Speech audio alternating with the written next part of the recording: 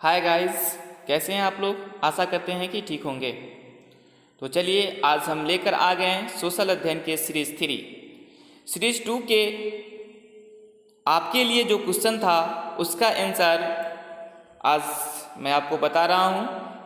पहला क्वेश्चन था मगध की प्रारंभिक राजधानी कौन सी थी। तो मगध की प्रारंभिक राजधानी राजगिरी थी। दूसरा था अजातशत्रु के वंश का नाम क्या था।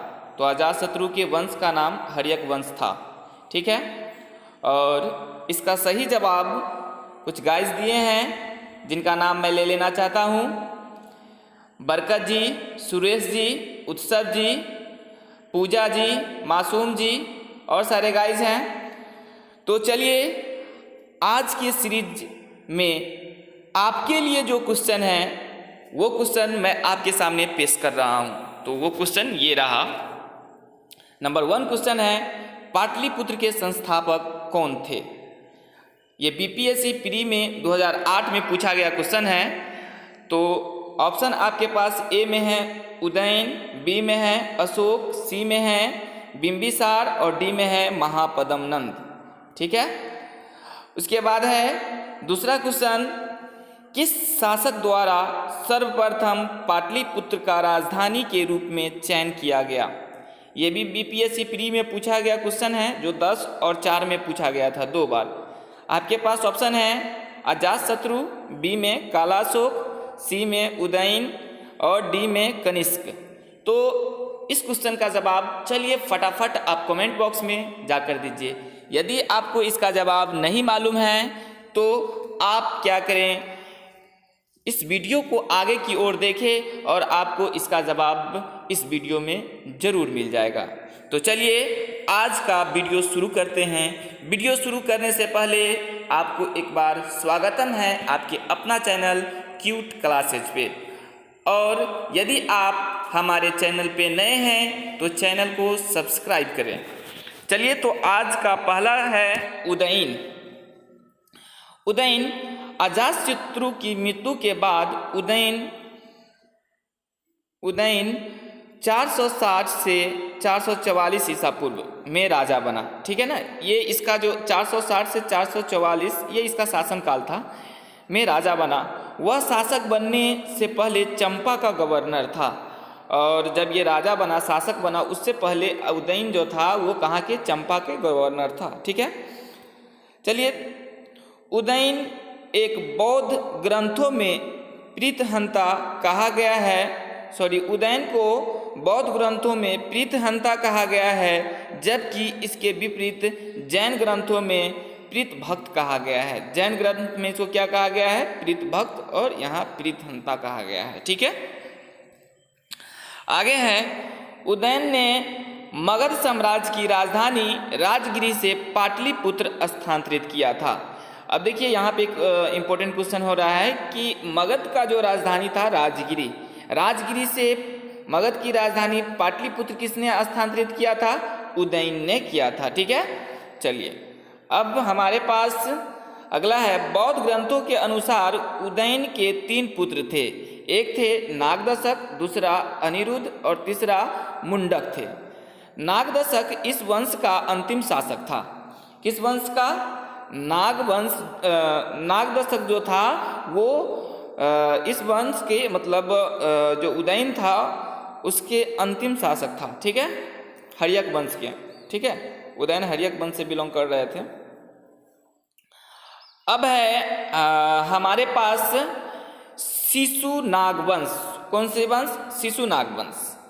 तो शिशुनाग वंश सिंहली महाकाव्य के अनुसार शिशुनाग ने 18 वर्षों तक शासन किया। कहाँ शासन किया, तो मगध पे शासन किया था। ठीक है गाइस, उसके बाद है शिशुनाग की मृत्यु 394 ईसा पूर्व में हो गई।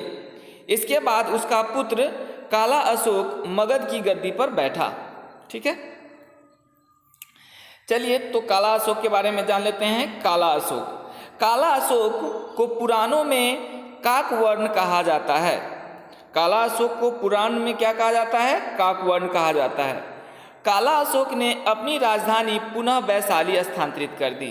कहाँ, पाटलिपुत्र, वैशाली से कहाँ स्थानांतरित की, पाटलिपुत्र की। ठीक है, उसके बाद है शिशुनाग वंश का सर्वश्रेष्ठ शासक काला अशोक था। ठीक है, इसके शासनकाल में बौद्ध धर्म की द्वितीय संगीति का आयोजन 383 ईसा पूर्व में वैशाली में हुआ था। ठीक है, उसके बाद है इस संगीति में बौद्ध धर्म का विभाजन 2 संप्रदायों में हुआ। इसे स्थिरवीर और महासंघ नाम दिया गया। अब आपके पास है नंद वंश। कौन सा वंश? नंद वंश। देखिए, महापद्मनंद ने शिशुनाग वंश का अंत कर 344 ईसा पूर्व में नंद वंश की स्थापना की।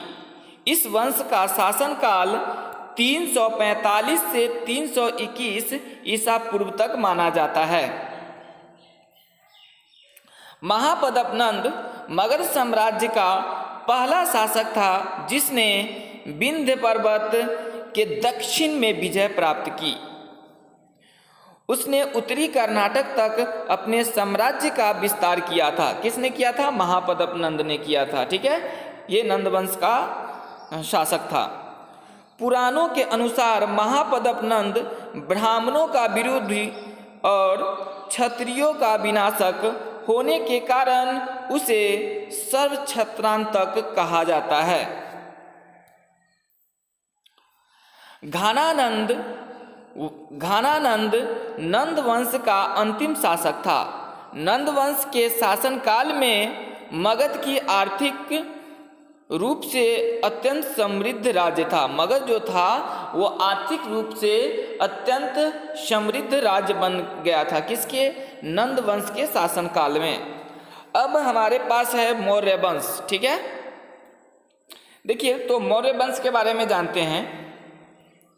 कहता है चाणक्य की सहायता से चंद्रगुप्त मौर्य ने घनानंद को युद्ध में हराकर उसकी हत्या कर दी। घनानंद को, यानी नंद वंश के जो अंतिम शासक था घनानंद, उसको युद्ध में हराने के बाद क्या चीज किसने? चंद्रगुप्त मौर्य ने उसकी हत्या कर दी। ठीक है, नंद वंश की समाप्ति के बाद चंद्रगुप्त मौर्य ने मगध में नए राजकीय वंश मौर्य वंश, ठीक है, जिसका शासनकाल 321 से 185 ईसा पूर्व तक माना जाता है, की स्थापना की। मौर्य वंश के शासकों का वर्णन आपको इस प्रकार है। अब यहाँ से जो हम लोग पढ़ेंगे वो मौर्य वंश में कौन कौन से शासक गुजरे हैं वो सबको हम लोग 1 बाय 1 करके पढ़ेंगे। तो चलिए, मौर्य वंश का सबसे पहला शासक था जो था चंद्रगुप्त मौर्य। ठीक है, चंद्रगुप्त मौर्य 320 से 298 ईसा पूर्व तक मगध की साम्राज्य पे इसने शासन किया था। ठीक है, ने मौर्य साम्राज्य की स्थापना 323 से 321 ईसा पूर्व में की थी। और ये जो है मौर्य साम्राज्य की स्थापना किया था कितना? 323 से 321 ईसा पूर्व में किया था। विशाखा दत्त की संस्कृत नाट्य रचना मुद्राक्ष में चंद्रगुप्त को वृषल कहा गया है। 303 ईसा पूर्व में चंद्रगुप्त मौर्य तथा यूनानी शासक सेल्यूकस के बीच संघर्ष हुआ था, जिसमें चंद्रगुप्त मौर्य विजयी हुए थे। मेगास्थनीज चंद्रगुप्त मौर्य के शासनकाल में भारत आने वाला यूनानी राजदूत था। वह सेल्यूकस का राजदूत था। मेगास्थनीज ने इंडिका नामक पुस्तक की रचना की थी। अब देखिए, यहाँ पे एक और क्वेश्चन उभर रहा है, इंडिका नामक पुस्तक की रचना किसने की थी? तो मेगास्थनीज ने की थी। ठीक है, अब आपके पास है चंद्रगुप्त मौर्य का गुरु एवं प्रधानमंत्री चाणक्य एक महान विद्वान पंडित था। ये जो है चाणक्य, वो क्या था? चंद्रगुप्त मौर्य के गुरु थे एवं उसका प्रधानमंत्री था, जो कि एक विद्वान पंडित था। ठीक है, चाणक्य ने कौटिल्य नाम से राज व्यवस्था तथा प्रशासन पर आधारित पुस्तक अर्थशास्त्र की रचना की है। इसने कौटिल्य नाम से एक पुस्तक की रचना की है। चंद्रगुप्त भारतीय उपमहाद्वीप में विकसित पहली देशव्यापी शासन प्रणाली का भी निर्माण किया था। न्याय प्रशासन केंद्रीकृत और कठोर था। ठीक है, अब आपके पास है अपने अंतिम दिनों में चंद्रगुप्त मौर्य भद्रबाहु, ये भद्रबाहु जो है वो जैन संत है, ठीक ना, भद्रबाहु के साथ सरवनबेलगोला, जो सरवनबेलगोला जो है वो मैसूर में पड़ता है ना, चंद्रगिरी पर्वत पर पहुंचा और वहाँ तपस्या करते हुए संलेखना विधि से अपने प्राण को त्याग दिए थे। ठीक है, मतलब तपस्या करते हुए, भूख प्यास की शिद्दत को गुजारते हुए इसने चंद्रगुप्त मौर्य ने क्या किए थे, अंतिम समय में ये अपनी प्राण को त्याग दिए तपस्या करते हुए। अब आपके पास जो क्वेश्चन है उसका जवाब आपको कमेंट बॉक्स में देना है और सही जवाब आप दीजिए। कल मैं आपके नाम लूँगा सीरीज 4 में। तो आपके लिए क्वेश्चन है नंबर 1 क्वेश्चन, फिर से मैं रिपीट करना चाहता हूँ, पाटलिपुत्र के संस्थापक कौन थे। अब आपको याद हो गया होगा कि पाटलिपुत्र के संस्थापक कौन थे।